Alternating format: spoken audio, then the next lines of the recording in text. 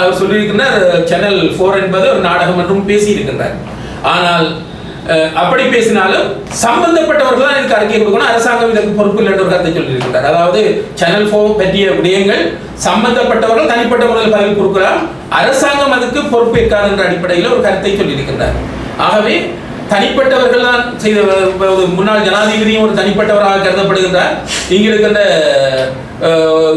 ராஜாங்க அமைச்சரும் ஒரு தனிப்பட்டவராக தான் கருதப்படுகின்றார். ஆனால் ஒன்று சொல்லுகின்றேன், இன்றைக்கு இனத்தை அழித்தவர்களுக்காக அழிக்கப்பட்ட இனத்தின் பிரதிநிதியாக வந்தவர் என்று சொன்னவர் ஒரு ராஜாங்க அமைச்சராக இருக்கின்றார். கிறிஸ்தவ தேவாலயங்கள் அழிக்கப்பட்டிருக்கின்றன, மக்கள் கொல்லப்பட்டிருக்கிறார்கள். இந்த நேரத்தில் ஒரு ராஜாங்க அமைச்சர் சொன்னவர் உங்களுக்கு தெரியும், அவர் இப்போது அந்த கிறிஸ்தவ தேவாலயத்தை பற்றியோ அல்லது அந்த மக்கள் அழிப்பை பற்றியோ பேசாமல் இருக்கின்றார். பதவி பெரிதா அல்லது மக்களோட உரிமை பெரிதா என்ற விடயத்தில் வெளிப்படையாக இங்கிருக்கிற அடுத்த ராஜாங்க அமைச்சரும் தன்னுடைய கருத்தை சொல்ல வேண்டும்.